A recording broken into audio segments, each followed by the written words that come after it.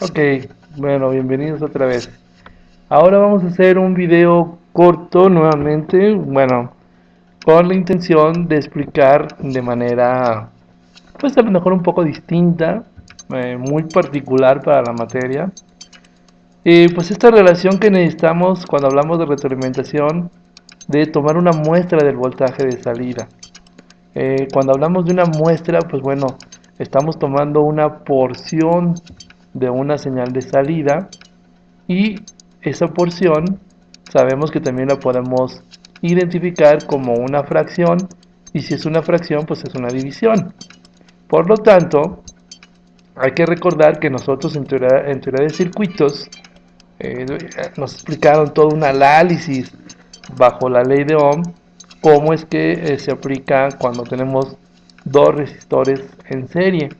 Y eso nos lo enseñaron como un divisor de tensión o un divisor de voltaje. Bueno, bajo esa idea, nosotros vamos a tener lo siguiente. Bajo la idea del divisor de tensión o divisor de voltaje, vamos a establecer lo que conocemos como factor de retro. Este factor de retro es la proporción que voy a tomar de la señal de voltaje de salida de un sistema y lo necesitaré para mezclarlo a la entrada. Bueno, si recordamos la ecuación que resulta del análisis del divisor de tensión, pues resulta que tenemos que el voltaje en la resistencia X, que es donde queremos medir el voltaje del divisor, pues es igual al voltaje total aplicado multiplicado por el valor resistivo de ese componente más la suma de ambos resistores.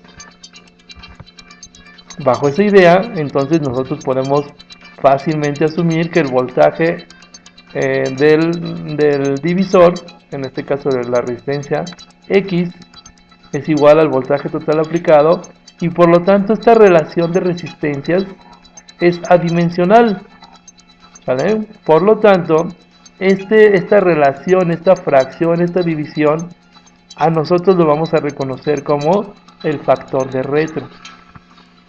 Bueno, eso quiere decir entonces que de manera muy sencilla, si yo quiero verificar o quiero tomar, por ejemplo, la mitad de un voltaje a través del factor de retro, o sea, un 50% o 0.5, entonces, o un medio, entonces yo observen la fracción, debo de tener 1 entre 2.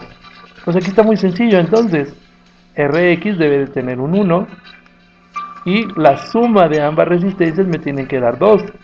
Sabiendo que Rx ya es 1, esto me queda que entonces Ry debe de tener un valor de 2.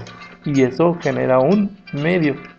Por lo tanto, un medio de cualquier voltaje total me va a dar la proporción de voltaje en esa resistencia. Lo mismo va a suceder cuando yo haga para un tercio. Si se dan cuenta otra vez, quiero un tercio del voltaje de salida, entonces veo otra vez Rx debe tener un 1, por lo tanto Rx un 1, Rx un 1, y para que me dé 3, debo de establecer que Ry debe de valer 2, y con esto se cumple la condición de que sea un tercio. Vamos a ver qué sucede en un cuarto. En un cuarto de la señal de salida o del voltaje de salida, o sea, 0.25, entonces hago nuevamente el análisis, ¿verdad? Rx debe de valer 1, Rx1, y para que abajo me dé un 4, pues entonces Ry debe de valer 3, y esto genera un cuarto. Vamos a ver cómo se comporta utilizando el simulador. Bueno, aquí tenemos nuestro simulador, que en realidad lo utilizamos más como una herramienta de animación, y pues bueno, lo que podemos observar aquí, tengo mi voltaje, tengo mi juego de resistencias que funge como divisor. Este divisor es el divisor de tensión que escribimos hace rato, ¿verdad? Tengo Ry y tengo Rx. Donde Rx es la resistencia, o el resistor mejor dicho, donde voy a tomar mi porción de voltaje, obviamente referenciado a tierra. De tierra a este punto voy a tener mi porción de voltaje. Sabiendo que ambas resistencias son de 1 ohm, yo esperaría que este voltaje que está medido de tierra a este valor resistivo, pues va a ser la mitad del voltaje que yo estoy aplicando, ¿sí? Que en este caso me dice que son 10 volts.